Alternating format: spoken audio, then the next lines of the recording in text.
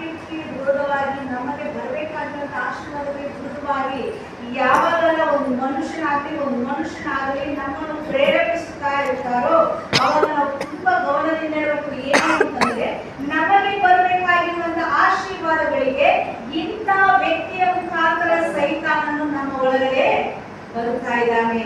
ಇಂಥ ವ್ಯಕ್ತಿಯ ಮುಖಾಂತರ ನಮ್ಮ ಆಶೀರ್ವಾದಗಳನ್ನು ಕತ್ತುಕೊಳ್ಳುವುದಕ್ಕೆ ಸೈತಾನನು ಅವನನ್ನು ಪ್ರೇರೇಪಣೆ ಮಾಡ್ತಾ ಇದ್ದಾನೆ ಅಂತೇಳಿ ಅವಾಗ ನಾವು ಏನ್ ಮಾಡ್ಬೇಕು ಗೊತ್ತಾ, ಅಂತ ಒಂದು ವ್ಯಕ್ತಿಗಳು ನಮ್ಮ ಜೀವಿತದಲ್ಲಿ ಬರ್ತಾ ಇರುವಾಗ ಯೇಸುವಿನ ನಾಮದಲ್ಲಿ ಸೈತಾನನ ಆಲೋಚನೆಗಳನ್ನು ನಾವು ಬಂಧಿಸುತ್ತಾ ಇದ್ದೇವೆ.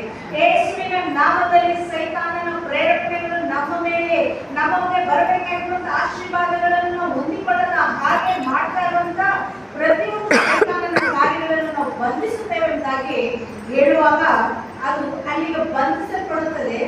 ಇನ್ನೂ ಅವರು ಪ್ರಯತ್ನ